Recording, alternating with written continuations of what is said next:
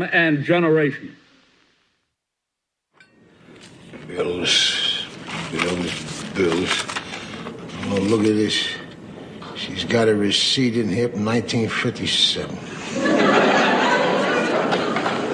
Hey, Arch. Yeah. Anything new with the strike?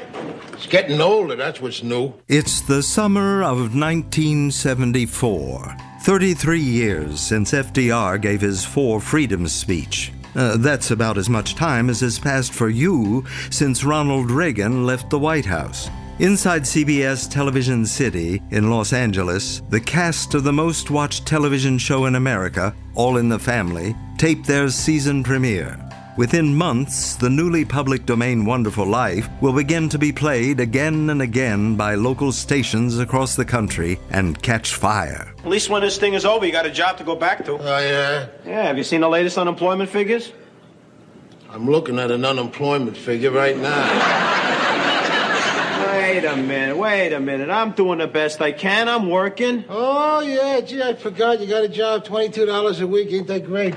And Gloria's working, too. And your mother-in-law's working, too. Between all three of you, you're making enough money to keep us just a little behind. It's such an incredible year for this film to drop. Jefferson Cowie again.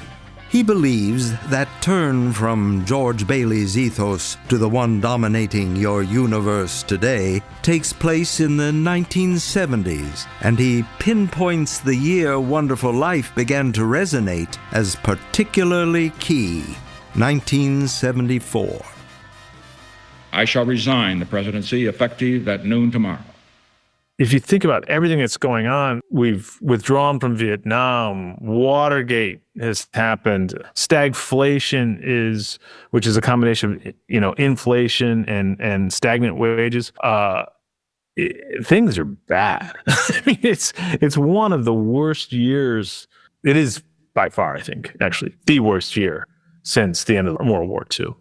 And for this kind of hopeful, Capricorn-y kind of movie to emerge makes sense. George Bailey is 38 years old during the final moments you ever witness of his life, that movie's happy ending, events taking place Christmas Eve, 1945. The nation has just lost FDR a few months before, but George has the rest of his life ahead. Nearly 30 years later, in 1974, it's another man on your television who has become perhaps the most iconic of Georgia's greatest generation, Archie Bunker. This goes on for another week. I'm going to have to run down to the bank and take out a second mortgage on the house. Today's interest rates? Listen, the high interest rates will come down when the inflation comes down, and President Ford promised to bring down the inflation no matter what it costs. What about the rest of the people in this country, huh, Arch? Ford promised. No more secrets, no more surprises. What does he do? He turns around and pardons Nixon. He done that under direct orders, buddy boy. From who? God. Archie Bunker emerges on CBS in 1970 as part of this new show, All in the Family. And it actually begins with him railing against the civil rights movement, against the liberal preaching in the church, against all the topical issues of the late 60s and 1970s. And he is forced to live with Mike, his meathead son-in-law, who is trying to go to school to be a social worker or something like that. And this is all beyond Archie's frame of reference because he's a dock worker and he believes in, good old-fashioned values. So essentially what America's watching in All in the Family is the beginning of the culture wars. And the opening riff of the theme song is all about nostalgia. Boy, the way Glenn Miller played. Songs that made the hit parade. Guys like us, we had it made. Those were the days. And you knew when you were there. Dance for girls and men, women. Mister, we could use a man like Herbert Hoover again. The invocation of Herbert Hoover obviously is supposed to harken back to an age before the New Deal. What people like Mr. Potter want is to turn back the clock on the New Deal, get back to the 1920s before all of that redistribution and regulation and stuff like that. Essentially, before the 1930s, you have an era of unregulated, greedy capitalism. And after, you have this sort of unregulated era of greedy capitalism. And in between, you have this fairly robust era of shared wealth that is unlike any other time in American history.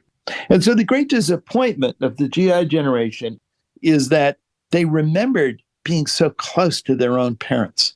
Neil Howe again. Right? Just like George Bailey was so close to his parents. They were so close to their own parents, but they were so distant from their own kids. Zuzu, my little ginger snap, how do you feel? Fine. You know, we were really busy today, too. And I like it that way, because when you're busy, the time goes by really fast, and before you know it, it's time to come home. This is Gloria Stivic, Archie Bunker's daughter, played by Sally Struthers, the actor born just 7 years after George Bailey's daughter, Zuzu. As often happens when children grow up, Gloria's relationship with her father, Archie, has become complicated. Can't we talk about something else but busy?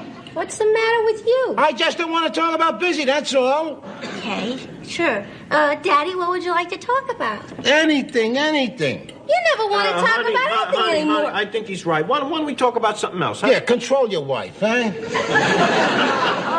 As extraordinary as this generation was civically, it was a difficult generation to get along with in other respects. Going into Vietnam and managing Vietnam, and they did a terrible job of it. And they certainly did absolutely nothing to inspire the young to follow them.